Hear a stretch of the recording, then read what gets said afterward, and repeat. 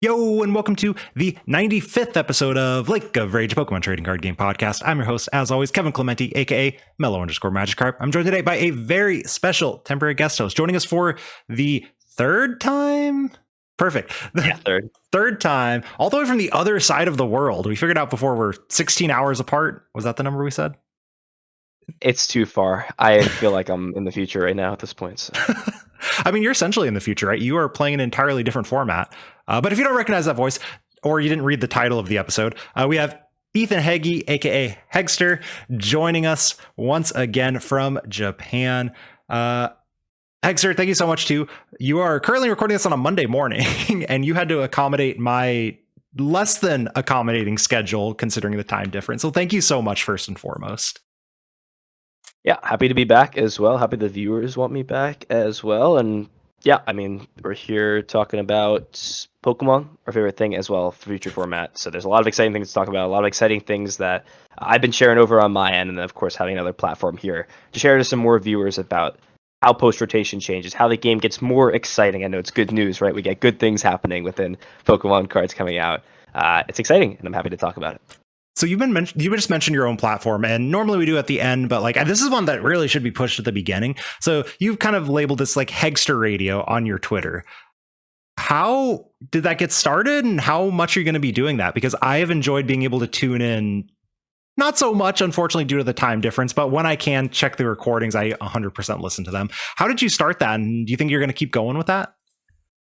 So, like, as I started to, the whole goal through like the last couple of months has been to sort of bridge the gap between the Japanese metagame and the Pokemon metagame over in the United States, so that when things come over to the US, it becomes a little bit more smooth of a transition and people can start getting practice. I know, as somebody who, of course, have lived in the US almost all of my life, there had always been that gap between Japanese either having sets before us or rotation happening before us or at different periods of time. Mm-hmm. And so the idea was that the more I can do, at least on my end, to sort of pitch in and try to help out to give people this easier transition over to learning about new cards and getting information over, then it's going to be better on my end. And part of that was maybe making some more content, making some more posts over on Twitter, utilizing my social platforms to get the information out. So Hegster Radio seemed like a good mix. I could keep things, at least for the time being, on Twitter, and also have sort of these discussions where they feel engaging for people, right? It's sort of this different style of content than what we're used to seeing, which would either be future format articles, which a lot of those exist. And like, don't get me wrong, I enjoy reading a good article. It's fun, but sometimes it's a little hard to sit down and read an article for a few hours. And some people really connect better when it's something maybe a little bit more interactive. Live content was one of my favorite things to produce. It's fun. It's interactive. You don't know what's going to happen. There's the unpredictability, and it's engaging too. And Twitter Spaces has a great way of doing that. It would be this very similar on Twitch as well. I might change over and do that. But the whole point is people can ask questions in live time. They can learn about what's happening. And it's fun, and it's engaging. So that was sort of like the thought process behind doing sort of those Twitter Spaces. If you don't know, you can click the link in the description to get to Hegster's Twitter. But just in case someone's driving and they can't do that right now, what do they search on Twitter to follow you? Follow me on Twitter at HegsterTCG, and then twitch.tv/HegsterTCG. But I post all my updates on Twitter. It's like sort of my main social I'm on right now. So if you follow me there, you'll know exactly what's happening. Yeah, it's definitely the move if you're a Pokemon trading card game player to get over on Twitter just in case. You may love it, you may hate it, and they're both valid. They're both correct choices. But anyway, like you said, we got a different platform here. We're not on Hegster Radio, but we're going to cover about the same topic, a lot of that post-rotation stuff. So the plan for this episode is we're going to talk a little bit about what you've played to some of the city leagues and things like that, what you've been testing.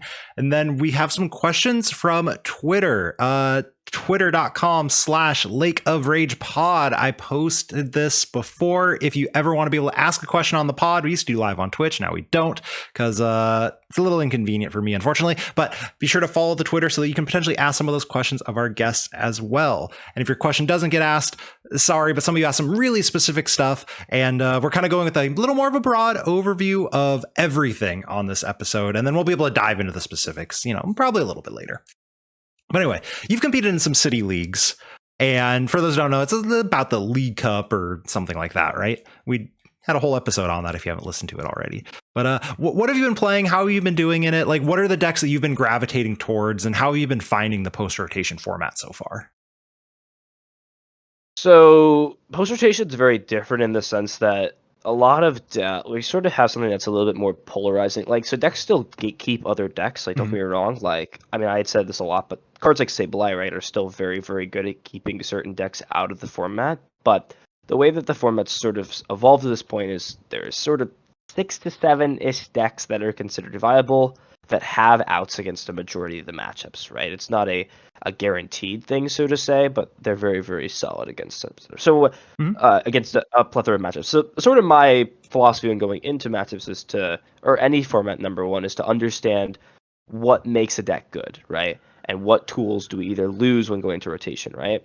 So an example that draw me right away to Giratina VSTAR is we lost a lot of the aggression that one prize Pokemon had, right? And that was sort of the weakness of Giratina VSTAR in this current format, right? The reason Giratina doesn't see any play is because Lugia can use Yveltal to take a knockout on Giratina, they can use Radiant Charizard to take a knockout on Giratina, and they can even hit back with a Lugia to knockout with a V-Guard energy, right? Which makes it even harder to set math up that way.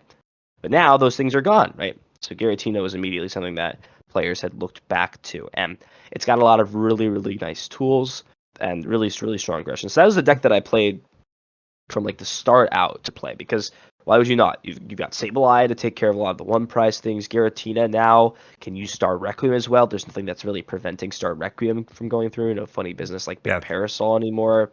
And it's just 280 is a really good number to hit right now because there's no things like Big Charm in the format. Tool Jammer doesn't do anything against you, right? So nothing's stopping you from taking those knockouts besides V-Guard energy onto these multi-price Pokemon. And you're fast and you can be slow. You have hand disruption, so it covered every box, right? But I didn't end up playing that for my City League. I ended up playing Miraidon, and that was sort of a last-minute thing. Lost Mirrors are very, very difficult. Like, even coming from somebody who, like, I would consider myself, like, I'm not, like, the best player, and I'm not, like, I would consider, like, at the level of top, but I definitely know what I'm doing. I have a good understanding of the game. Lost Mirrors are something that some of the factors for that matchup are in your control, and some of them are out of your control, right? Going second, getting the first attack off, taking prizes if both players draw well, big advantage on that end, right? Roxanne, but there are ways you could play around the matchup, and honestly, it was the thing that stopped me from playing Giratina was not the deck itself and what it can do, but more so the idea that I knew probably about 30% of my matchups I would have played would have been Mirror, and that just like didn't feel like something that I really wanted to sort of go after was playing Mirror. And Miraidon was one of the decks that I felt at the time had really good, like the way I had it built, had really good matchups into a majority of the decks that were strong. So of course the Lost Zone decks, Klefki is good into those. Anything that wants to try to race you aggression wise, like Arceus, sure, you play with that, right? You're more than happy to. You'll eat a Trinity Nova as well, so your Miraidon's not getting knocked out. Gardevoir, you could just sort of be aggressive into them as well. You've got Klefki if you really want to shut down Greninja, you've got that option. A lot of other things too. Like Single Prize Lost also okay, right? It was even better than Giratina. You sort of had like good matchups against the majority of the board. I Before didn't you really draw well. Yeah, go ahead. Before you jump too deep, and anyone who's watched my YouTube, you know that I only know about 80% of what a card does, and then I make up the rest of it. So for people like me, or people who know even less than that, what does Miraidon do? Well, Miraidon has a great attack and a great ability. So the ability is probably the most powerful set of ability we've had in Pokemon in a while. Lets you look through your deck. If it's in play, it doesn't have to be on your bench. It doesn't have to be in the active. It can be anywhere. Search your deck for 2 lightning Pokemon and put them onto your bench. It doesn't say you can't search for Miraidon. It doesn't say you can't search for.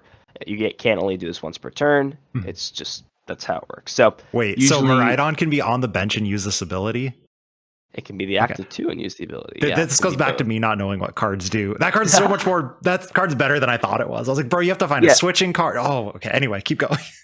So the idea is like if you start a Miraidon, right, or even if you have it on your bench, right. So if you start Miraidon, right, or let's say you like start Regieleki, right, you nest ball from Miraidon.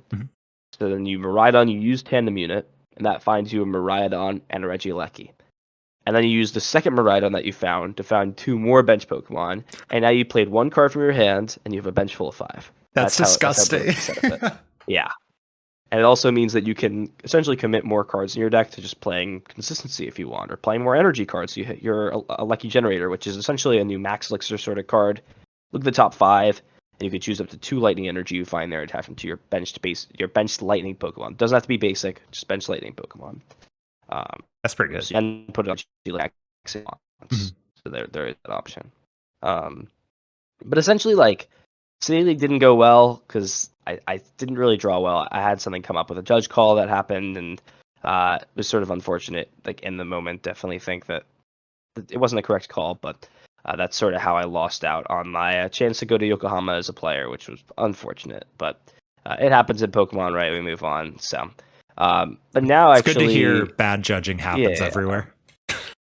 it's good to hear that. I don't know if it's good to hear that. It definitely is definitely like I can't complain like, wow, we only have bad judges in X region or Y region. Like people are always going to be uninformed, right? When um, the incentives aren't necessarily there as the whole idea. So like, for example, I think the judges here, I'm still unsure about how it necessarily works. I think that they get paid. Some of them here, That's pretty nice. I think. Maybe they don't, and they just do it for the love of the game. Uh, for my sake, I'm gonna hope they just do it for the love of the game and that they don't get paid. But if they do, I mean, it wouldn't really make sense because players don't get paid for anything, right? So I'm That's honestly true. not sure. That's But something else we talked about in that previous episode of the prize money. We complain over here about the prize money in NAA tournament, NAU, etc. tournaments, but it is to say significantly less is a massive understatement on that one. yeah, absolutely. And it's sort of like as we're on that like sort of prize money type thing. When EUIC registration went up, just like a quick point to make, like, and people were like really complaining about like Arcanine crashing because there's so many people down and like people having chances to register. And they're like, why is it like this? Like, we should have a lottery for this. All I'm gonna say to that is be careful what you wish for. As somebody who has gone 0 for 4 on major event lotteries Oh to not get into a no. single major event to play, be careful what you wish for. That's all I'm gonna say. Yeah, the Be 0 careful. for 4 is that Be hurts my careful. soul to. Yeah. So, what about Miraidon? Like, what are some of the things that you had that, like, hey, this deck is good, or do you like, actually, this deck's not even that good anymore, and maybe other stuff should have been, like, is it lasting the test of the format? I guess would be the question. I mean, I think the deck is still good. Like what it's trying to do of like get your lightning Pokemon into play, get attackers set up, and swing for 300 is still a good strategy. Like it's still very very solid.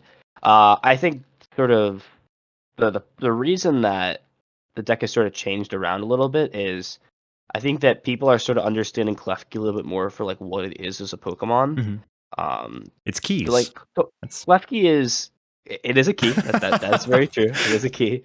The problem is when you sort of look at it, like the way that I view a card, whether or not a card is good or whether I should even consider playing or testing a card before I even do, is I always look at a meta chart, mm-hmm. and I always try to get somewhere around the 60% range, sometimes even 70, to consider if a card is worth being an integral part of a deck. So Klefki is a great example of looking at that, right?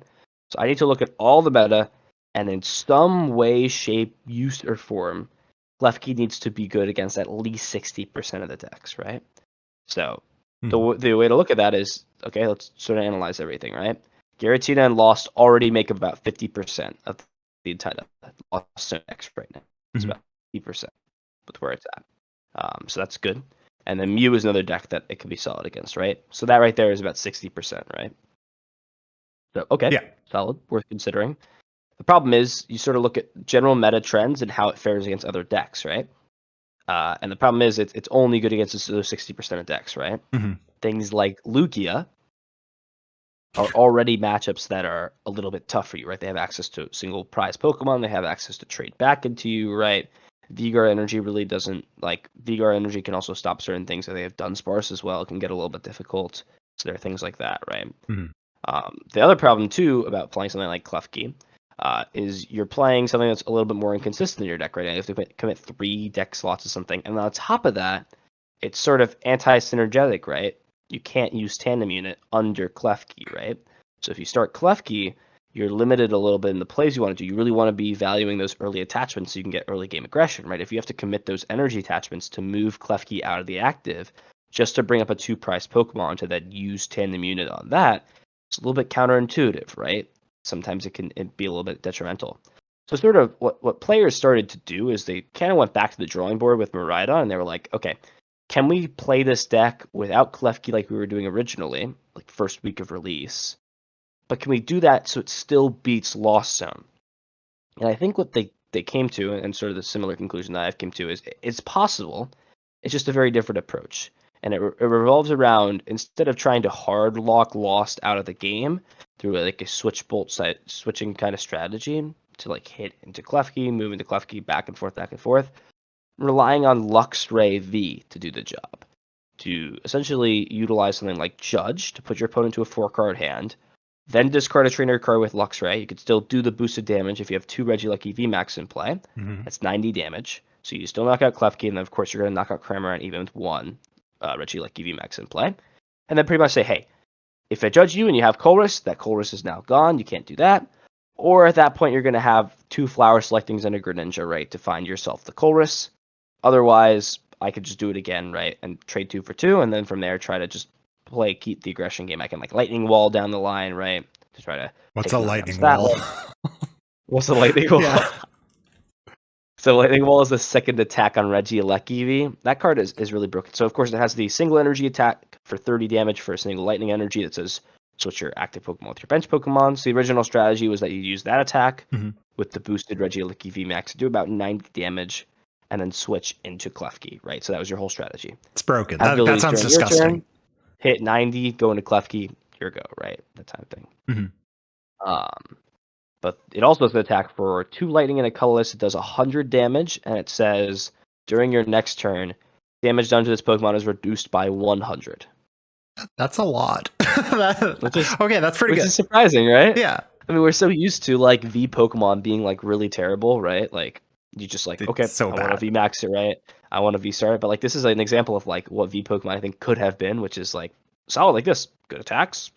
Solid for being it gives you the choice sometimes of whether or not you want to V-Star and evolve. It's good. It's reminiscent of Shadow Rider, where you could often tell a good Shadow Rider player from a bad one of whether they use Shadow Mist and Astral Barrage.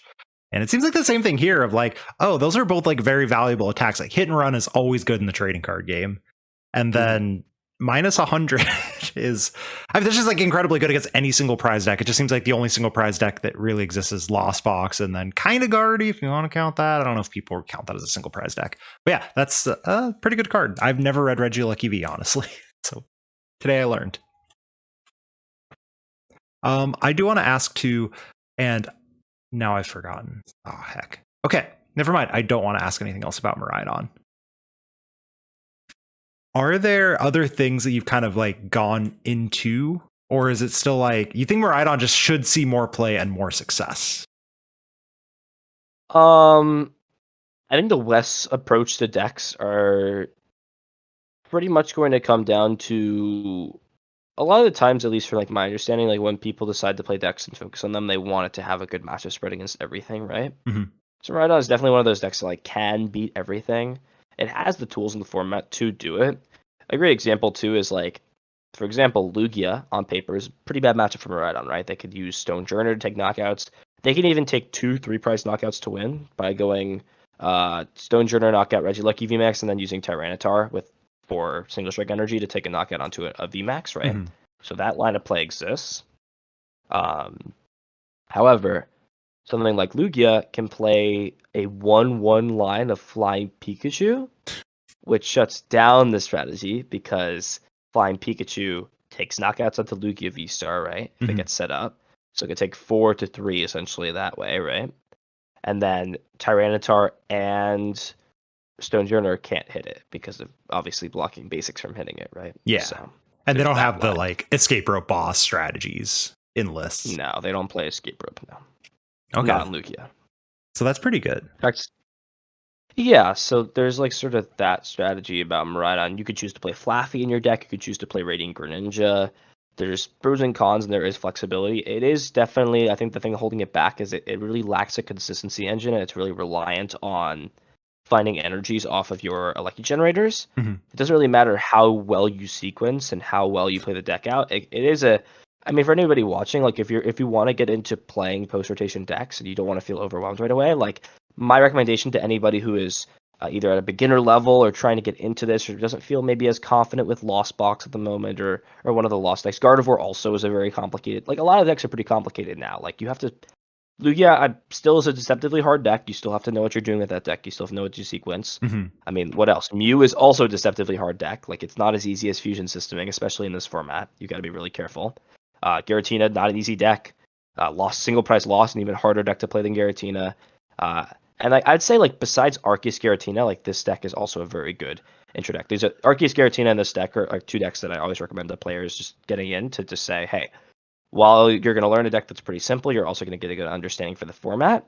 And once you understand the format better, then maybe start to jump into some more difficult decks. But there's no reason to sort of like overwhelm yourself and play with these new decks. It's not a bad thing to challenge yourself, right? But you just gotta you're gonna have more fun when you can start to master. When you get to that level of mastery with a deck or with understanding, then you could take that and sort of ride that wave into getting mastery from the deck, if that makes sense. I think that's actually really good advice, just just in general, because I don't know how many listeners we have going to EUIC, but statistically, a lot of people are going to EUIC. And that's one where if you've never been through a rotation before, and it's kind of ridiculous to think a lot of players have never been through a rotation before, or like not as competitors, right? So That's wild. Yeah, that's true. because we didn't have one until technically pre-COVID, right? It was Worlds 2019 was the last. No. We did have one during COVID. We did have one during because we lost tag teams at some point, but Yep. gosh. Anyway, not the point of this. Yes, and that is really good advice. If you are someone going to EUIC and you are someone who has never lived through a rotation, it changes things both a lot and not at all. And so picking that thing and then not too overwhelming of a deck is usually a pretty good idea. I do remember the question from before too. So it seems like Beach Court, I think that's the name of it, right? The one less retreat for basic Pokemon. Beach Court is like really good for, I think, literally every deck except maybe Lugia, I guess. Is this a card? You talked about the hit and run into Klefki strategy. Let's say someone wants to do that. Is there a world where you're like, my opponent's so likely to play their own Beach Court, especially like a Lost Box, that you can kind of go with your own stadiums? Or is this not like a full, like everything wants to play Beach Court, so everything does, so you can just play your own secondary stadium for not fun, but for like added consistency? Not everything wants to play Beach Court. Gardevoir doesn't, Arceus Giratina doesn't, Lugia doesn't, and Mew doesn't, right? So that's 4 decks that don't play it. So at that point, right, again, if there's a less than 50% chance that you're going to play that card, like you definitely should still include copies of Beach Court, because at that point it would be like if you already have the Switch in hand, right? So the logic is like sort of there, right? Like I could commit more cards to playing Switch, but if your intention was to just switch your active Pokemon out anyways, it's the same thing, right? If you have it in hand, then sure, it's there, right? You just play it, you switch, or if it's already in play, then you just get to switch for free, right? So it's the same thing. It's not to say that there's other stadiums that are also good in Miraidon. I think that Collapse Stadium is a really good card in that deck, especially against a lot of the Lost decks that are trying to like chip away at your 2-price Pokemon, right? Or chip away at your VMAX Pokemon. You can just kind of negate one of their turns, essentially. When they go Lost Mine, put 12 damage counters onto a Miraidon, setting it up to get knocked out the following turn. You can just go, okay, I've got no energy on it. I'm sorry, I don't care. I'm going to play Collapse Stadium and get rid of it. Okay, so what's Tina playing? I should have probably done my homework on this one, but Tina is playing Beach Court. They're okay. playing Beach Court, and I don't think we're getting it in Scarlet Violet base. I have to preface this with like I have no information on TPCI with any of the stuff that I say. Like this is just my own opinions. Mm-hmm. Interesting.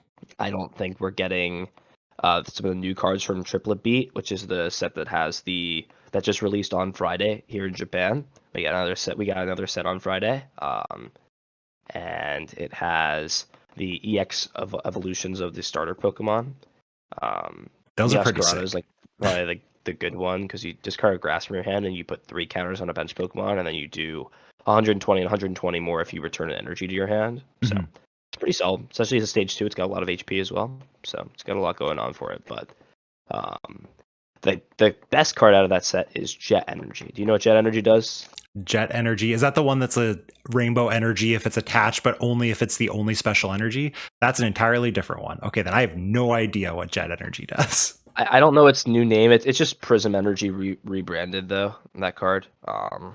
Which is just, that card's also okay. It makes it so that Lugia now has a choice if they want to play sort of this 3-card package of Radiant Charizard and maybe 2 of those energies, right? It technically can, because it can put those on and have that work.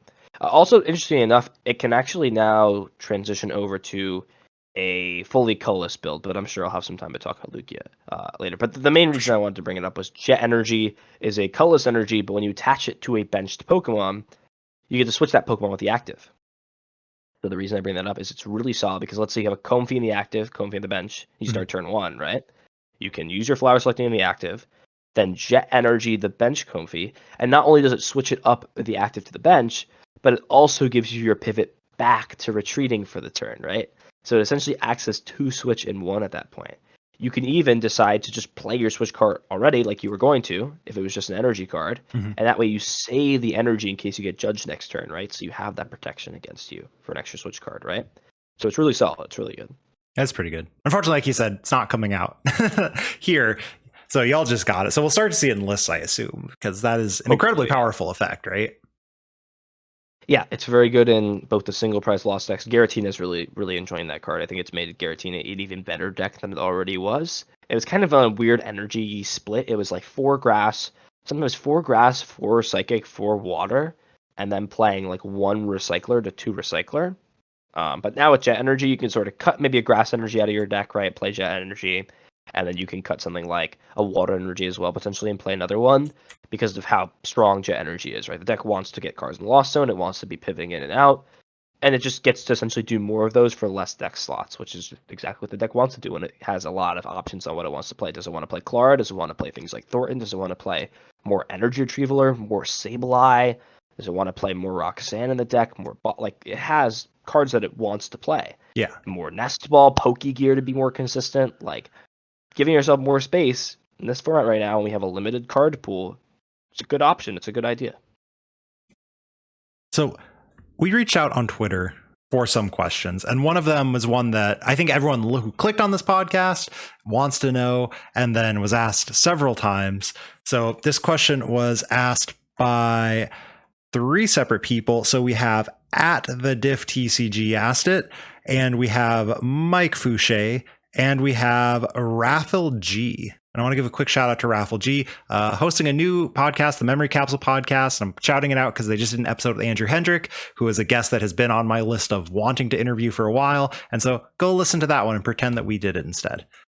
Anyway, the question is, something in general everyone asked about: does the best of 1 format versus the best of 3 mean that the Japanese results are going to be, good, quote unquote, to look at for our potential results? Is it vastly different? So is the current format or the current circuit, the best of 1 versus the best of 3, going to make a massive difference in the results that we should expect to see come EUIC time?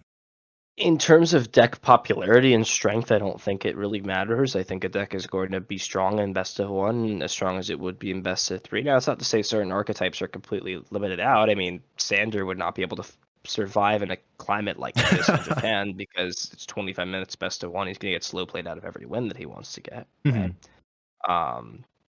However, some deck inclusions, some meta choices, things like that can definitely change when you're looking at a format that has a little bit less time, can't be as flexible. So that either means players are going to play their decks to, but it could be looked at both ways, right? Would you rather in best of 1 play more risky and play a deck that's a little bit more inconsistent, not just trying to win a game, and play that way to try to win less games, essentially? I mean, look at a 5-round tournament, for example, best of 3. In best of 3, you need to have your deck function a minimum of 10 games in a row if you want to go 5-0, compared to 5 games if you want to go 5-0, essentially, in best of 1, right? So do you want to be more consistent to do every one of those games so you don't lose one of those? I mean, you have to also look at it on this way. In best of 1, if you brick a game, you lose the set. In best of 3, if you brick a game, you don't lose the set, right? So it's things like that where there's 2 sides back and forth to how you approach a certain matchup that are important. Deck choices wise, I think it's, for the most part, going to be pretty similar. I think, again, some decks like Miraidon that are a little bit more inconsistent could strive a little bit more and be a little bit more powerful in something like best of 3. Lost Box as well is a deck that I think functions well in best of 3. If you got a bad game with Lost Box, you can build your deck to be a little bit more risky, a little bit more aggressive. And if you lose a game, you understand, hey, when my deck sets up, when my deck does what it wants to do, I beat everything, right? So I can afford to just lose to bricking. If I lose to myself and beat everything else, in my mind, at least as a player, that's fine. Like I'll take that as a downside. So. Are you, now that you've been playing a little bit of Best of One, are you currently like, this is perfectly fine for a competitive circuit, or are you still in the camp of most of us over here who are like, what are they doing? Best of 3 is so much better. I will say this: best of one in terms of time and for local events with low stakes, I think is good. I think it's a good way to play the game, and I can 100% see after playing that the game is, in my opinion, designed with the intention to play best of one, with how formats are designed, with how cards are tested. So I really see the disparity the more I sort of like think about best of three and sometimes like evaluate that option. Um, However, I will say that best of three is a better format. Best of three promotes skill in the game. Best of three promotes time management, skills that I think are overlooked here in Japan, and I think that present a more professional climate. Like if I looked at the game on like even I work as a caster on like production side, like what would I want to see to make this feel like an esport, to make it feel like something competitive? Like best of three is the answer to that, and it always will be. Um, Even like when we did Players Cup 3, we did best of 5 for grand finals. Yeah. Now I don't know if we need to go all the way to best of 5. I think that was a little bit of an overkill when we did that. It was definitely like an interesting experience, and I think for like the time being, it was definitely like answer the question like what would it feel like to be best of 5. So if you're ever wondering, you can sort of watch that tournament back because we did do best of 5 for winners finals and for grand finals. But yeah, I'm gonna say pretty confidently that and I tell the Japanese people as much as I can here, like yeah, best of 3 is better. Like you guys are missing out. I do love during your OCIC interview, that was what both people who you were interviewing said. They're like, kind of like the best of 3 that I'm doing today, a little bit better. Mm-hmm. Yeah, they just want to play more Pokemon, right? A lot of people just want to play more Pokemon. I mean, you play more rounds, you play more opponents, but you technically play more Pokemon with that. Yeah, and like a majority of like my losses here have just been to like bricking hands and not drawing well, and like I mean, you do that, and sometimes at like locals you got to go like X and O, right? So you just there goes your chance, right? Don't draw Coldest, you don't draw Battle Pass or whatever. Like okay, GG, I lose. So that works. Shout out to the fact I can never win a league challenge to save my life. there's always one round in there. It's like, oh, cool, you got 5th place now because you went 6-1 or whatever. It's like, this sucks. I hate this. Or where are you going to play 7-round league challenges, man? I Where guess do I have to avoid? Where do I have to not go? I think 5 and 6 is the more. Seattle, some of the stores near me, the problem is the stores near me are the ones that are like in the city, and the ones in the city are the ones that draw. We can easily get 40, 50 people at a challenge For a league challenge. we've also, there's zero consistency. I've got a league challenges where there's like 3 and it's like we'll just add, or I can't say that, probably they add someone. Like New York record that I've seen is like 25. That's like max for like New York City. That's kind of wild. We've definitely had some just absolutely massive. And some banger league challenges up there. No, up there they're not bangers. It's not worth. I mean, it's like, it's fine, but yeah, it's not worth it. Anyway, that's not why we're here. Okay. Another question that was asked by PokeGamer James Sims is about Gardevoir. So we saw in, I don't know how much Garda you've played, but presumably you played against it or something, right? We saw the Cresselia, or we saw the Jelly, sorry, the emergency Jelly was the big one that we saw get 2nd place in the very large turn, 3,200 people? Or 3,200 masters, let alone the rest. 3,000 masters. 3,000. Oh, so it's a little smaller. But we saw it get 2nd. There were 2 emergency jellies in there. We've seen the Cresselia in there. That is the 1 energy. It does move 20 damage from any of your or all of your Pokemon onto one of your opponent's Pokemon. Or is it a snipe? Is it move damage or is it snipe? Do you remember the exact wording? It is a move. You move 2 damage counters from each of your Pokemon to one of your opponent's Pokemon. So it does get through Manaphy in that case, if I know what I'm talking about. It is counters, yeah. Sweet. So is that enough for Guardy to actually have a solid Lost Box matchup? Or is this just like someone had a good run with a 58 card deck? So in terms of Gardevoir right now, I'll preface the question with the fact that Gardevoir has become pretty consistent with how it's being built. Mhm. It kind of wants to play cards like Emergency Jelly to sort of keep where it's at, get set up early, place things like Battle Pass, and then have a couple of win conditions, right? So win condition 1 is the Baby Gardevoir. That does 60 plus 30 for every Psychic Energy on it. It also has a great ability that draws you 2 cards, and you attach the energy cards you find there to your Pokemon. And then that has the ability to also hit with the EX Pokemon if it wants to sort of play a little bit of a poke game sort of strategy with that as well. Mhm. And then the Zacian with the Sky Seal Stone to take multiple prizes onto the VMAX and VSTAR Pokemon. However, when looking at matchups, you have to understand that a lot has to go right to keep yourself in the trade. You are a stage 2 deck. Your aggression early really does not exist outside of if you want to attack with Zacian, you could theoretically like attach to it, use the not Intrepid Sword, whatever the ability is on it. I just I'm call it Intrepid desensitized Sword. It's after. fine. It's Intrepid Sword. You end your turn. It's Intrepid Sword. That's it. That's the discussion. So I might hear too many times that to be fooled with another Intrepid Sword type copy. So It's it's the Intrepid Sword same. that That's all always I'm gonna hits. say. It's broken. Listen, I've hit 3 energy and I've hit 0 energy off Intrepid Sword, so I've got a nice balance here, and I'm gonna take it. I'm gonna run with it. So you have that option too. But the idea here is like, just like a lot has to go right with Lost to be functioning and to keep up, a lot has to go right with Mew. With I think Mew Celebrations, but that's a great way for you to get set up as well. Don't Mhm. forget that card's a great card to look at in that deck as well. But a lot has to go right when you're playing Gardevoir to get set up. I mean, let's think of a situation that's very common. Turn 1 Cramorant, right? What are you having take the turn 1 Cramorant hit? What's it going to be, right? Like, there's not a lot of great options. A lot of the time it's Radiant Greninja, which is not terrible, right? But again, that sets math up so that Sableye could take a knockout onto the Radiant Greninja, and it could take a knockout onto Manaphy to try to set up plays to use the snipe, right? Mhm. It could also knock out Curlia and knock out the Radiant Greninja, right? So those plays exist, right? Even if the damage counters get moved off, right? You get a 9, so you're at 4-7, right? You can also do 8-4, right? So the math is there to knock out a Curlia because Curlia has 80 HP. So, like, the math exists, right? Is a Ralts getting knocked out? Well, that means you're not having any consistency. Your deck is like 20 search cards in your deck, right? Those aren't good if you can't use trade to get through your deck. So a lot of the matchup comes down to how well decks set up. But in terms of Gardevoir in the deck, when Gardevoir sets up, when Gardevoir gets going, it has tools to beat everything. Like I mentioned, right? The tools exist. Problem is getting there and getting set up, right? How do you deal with hand disruption? How do you deal with oncoming pressure, right? Mhm. What cards is the Lost Zone deck playing? Are they playing? I've seen some crazy inclusion in this deck. I've seen Galarian Moltres from Chilling Reign, the one that does 50 plus 20 plus 50 for every prize your opponent's taken. I've seen that card get played in the deck to take care of Gardevoir. I've Yeah. seen Hoopa V get played in Lost Zone decks. Literally the one that has like does 170 damage. I've seen that one get played in Lost Zone decks because you can Mirage Gate onto it.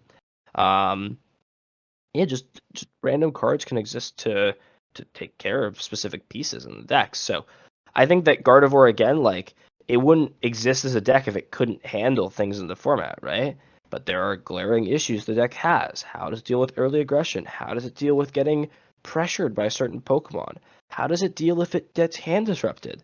These are questions you got to ask yourself when you're thinking about, can I play this deck or not? Mhm.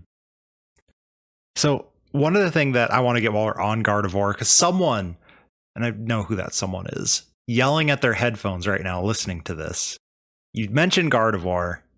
You never mentioned you can just go into Klefki. So why aren't Gardevoir lists running a bunch of Klefkis right now? You already mentioned a little bit about Klefki, so it might be just I'm going to co-sign what I said before. But is there another reason that they're not running Klefki in their deck? So 2 reasons. Number one is bench, or 3 reasons actually. Number one is bench space. So like the deck wants to play a lot of Pokemon. It wants to have a lot of Pokemon down.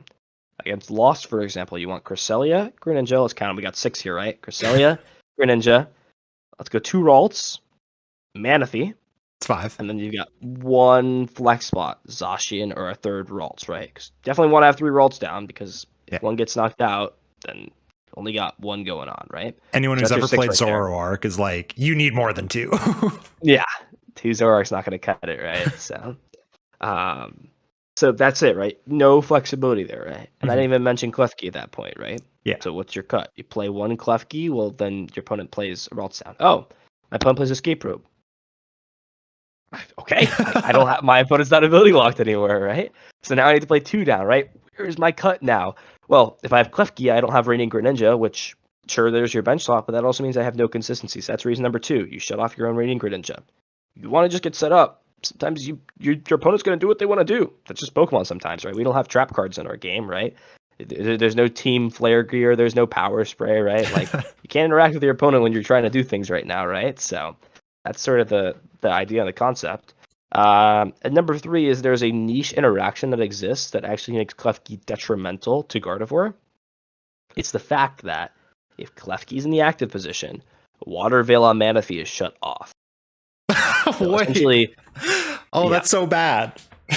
So essentially, a boss's orders is essentially like a boss plus cologne combo if there's a Klefki in play. Yeah. So fact, assuming you don't even need to knock out the Klefki or the Manaphy. You can just knock out double Curlia if you want at that point, right? Like, that's leave them both in play. They're not doing anything to your board, right? That's incredibly good. I didn't even think of that, but yeah, or like you're up against Lost Box, and if they have a hand ready to go, like you have to be careful on that escape rope play. Because if you escape rope and you bring up like haha sucker, and they're like, all right, sick, Mirage Gate. Yeah, that's like a very relevant interaction. It's not like the absolutely broken, like, oh, Klefki's absolutely trash because of it, but that probably comes up more than 0 times. Yeah, and Giratina doesn't really care about Klefki a lot of the time. Like, it doesn't like getting slowed down by any means, but they just sit there with a Giratina in the active and they just use Abyss Seek, and they just keep Abyss Seeking until they find either boss to get out of Klefki lock, which usually their play is to go boss, sometimes not even to boss. They just get to 7 and they're lost, right? Which if they have 5, they can still threaten it with a Colress, right? And then they just go, okay, Greninja, Mirage Gate, attach, knockout, and the next turn, like, what are you doing? Are you going to keep Klefki in the active again for another turn? I'm just going to attach to Greninja and pass and then force you to take a knockout onto it, right? Or I'll just Moonlight Shuriken you again. Yeah. Or they'll just go like boss, Giratina, hit, or even with the V, they'll hit, like, they have plays, right? They exist, so. It's also something I tried to preach early in the Lost Thunder format. Before, things changed a lot, but very early, people were like, yo, Empoleon V is the absolutely broken. I made a whole video on why I thought Empoleon V wasn't good and giving a bunch of reasons. People were like, you're a meta manipulator. You just want to play Giratina. And it's like, Giratina's fine. Abyss Seeking is a ridiculously good. Like, what are you going to do? You're going to manually attach 3 times to it to 2-shot me while I'm doing all this stuff. And Klefki's attack is bad. Like, it's not even as good as Empoleon V's, and Empoleon V is a bad attack. Yeah, it's another great example of an incredibly strong Pokemon V, right? So there's definitely bias in terms of which Vs we're going to make strong and which we're not. Like, the fact that that Pokemon has a Shred attack still, like, baffles It's so me. good. Like, why? Why do you have a Shred attack? You do not need this. Yeah, it does. Stop. You don't need it. Nah. Cope. Stop coping, man. Stop coping. When you're like, Abyss Seek is incredible. It's and so you can good. also just like manually attach 3 turns, because if the deck's playing Klefki, it's either A, really, really slow trying to set up, or 70% of the time B, just a terrible deck and you shouldn't be playing it. So that's just the truth of the matter, man. I'm gonna keep it real here. You're definitely going to get some like angry DMs on Twitter or something after that one from plenty of people who at their league have figured out that Klefki's broken. Dude, I have the spice, man. Just wait till you UIC, man. You're not ready for this. Yeah, I'm ready. Show me. I do think it's interesting. You were talking about, just to go back to the Giratina at the beginning of the format, you're like, Giratina's so good, and your rant right now, which is very accurate, about why Giratina has so many weapons, like the fact that it uses a Psychic Energy and Sableye exists, is such an obvious why Giratina is successful. And you've already talked about why it's not successful in this format and why it is successful in post rotation format, but like everything about it is good. Both the V attacks are good. Both the VSTAR attacks are good. The fact that it has synergy with the Sableye is so good. Because like if Goodra attacked with a Psychic Energy and could use Sableye, I think Goodra would be, shout out to Goodra. I love Goodra. Shout out to my boy Kobe for getting second in Vancouver with it. But anyway, like that would be just such a big inclusion. But instead Goodra uses 2 energies that are kind of useless. I mean, technically you can use Greninja, I guess. Kind of useless, right? Sableye is more broken than that. So yeah, everything about Giratina is just good. It's just, it is like, I think I stopped playing a lot more. I've been really, like, personally in mine, I've been trying to experiment with single prize loss, because the thing with Giratina is, like, at least in my opinion, like, if there's not a tournament to play, right, and I'm just like going to locals and playing things, like, I know I can come back to Giratina, and all I have to do is look at the same 57 cards and change 3 of them, right? Like, Yeah. that's always going to be there for me, right? I'd rather try to be the person who innovates a deck to win a tournament with, right? That, like, nobody's going to expect, because that's all I can really just do right now while I'm waiting to enter a big tournament, is just try to innovate, right? So that when that time comes, I or somebody I know, I can just sort of hand the deck and be like, hey, like, I think this is really good. Like, I've been practicing with this. Like, let's go ahead with this, right? Like, let's just do it. So it's kind of like all I can do at this point, but I definitely like burnt myself out with Giratina because it was like all I was playing for like the first month of post rotation. Yeah. So now I'm trying to like even lost some decks too. Like I'm trying to like take a break, like play a little bit of Lugia and like maybe some more fun stuff. It's not terrible. Like Hisu and Zorwork is definitely a fun deck to play.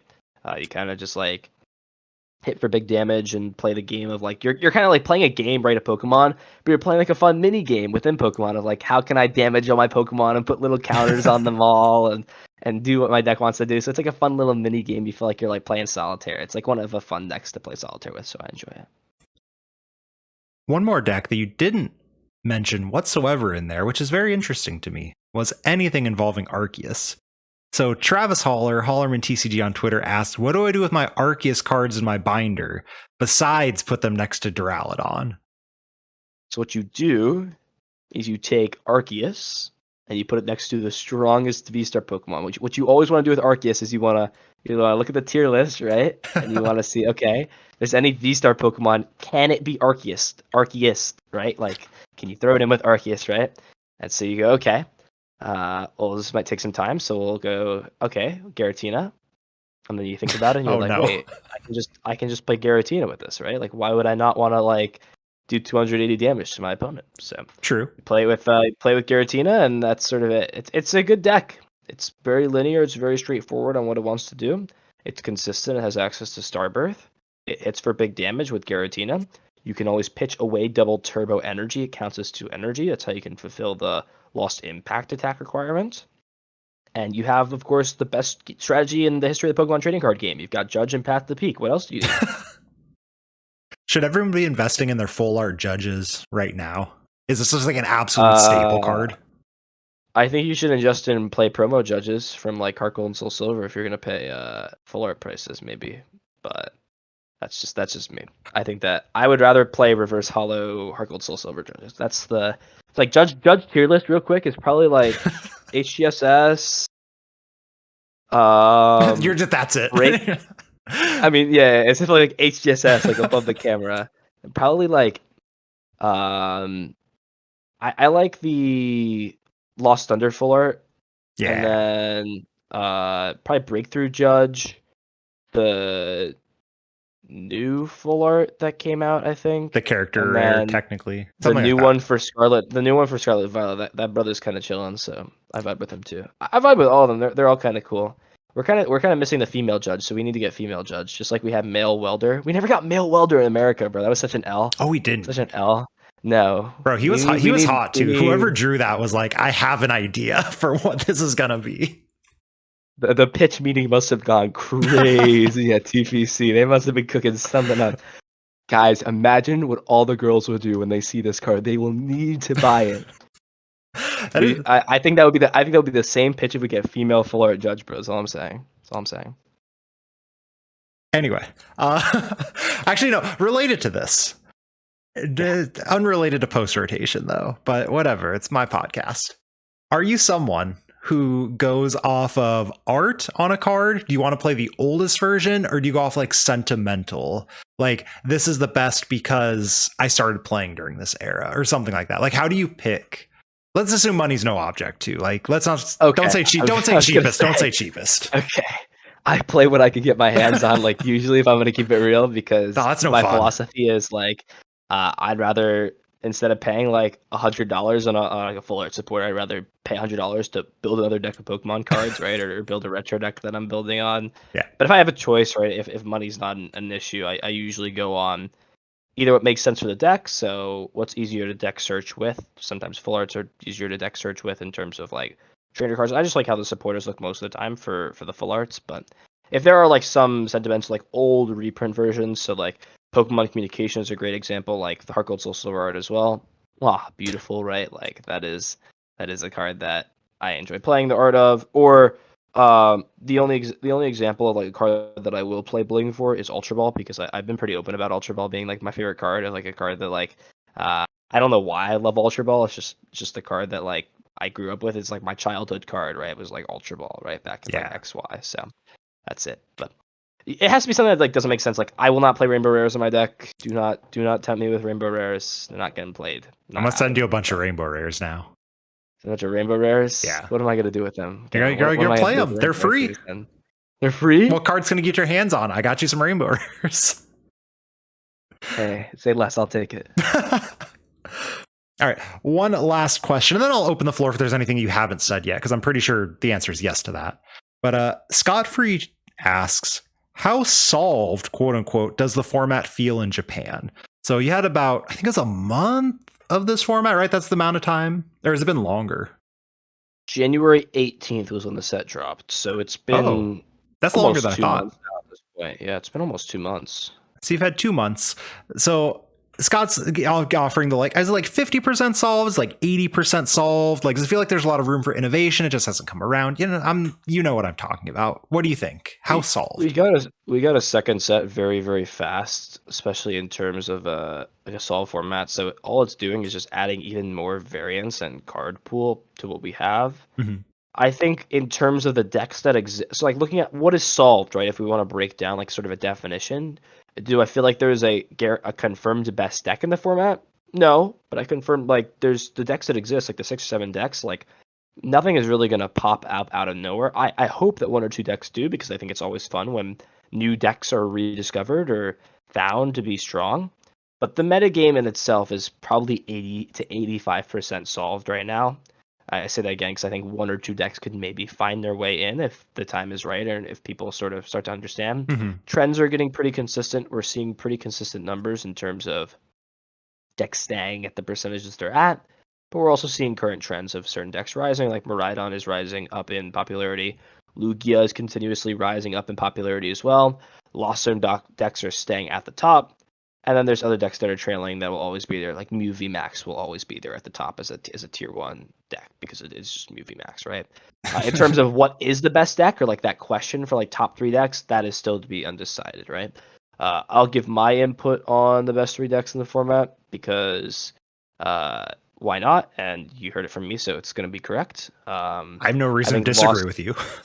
Listen, that's what I'm trying to say, right? So I think Lost Zone decks are like too broad. I think just like to make it easy in terms of like simplicity, like I think the Lost Zone as a mechanic, because it's so flexible and because it's so versatile, will be the best deck in the format, because it could do anything. You've got like 5 ways to play this deck. You've got Giratina, single prize Lost with Greninja. You've got the Radiant Charizard version to play the deck.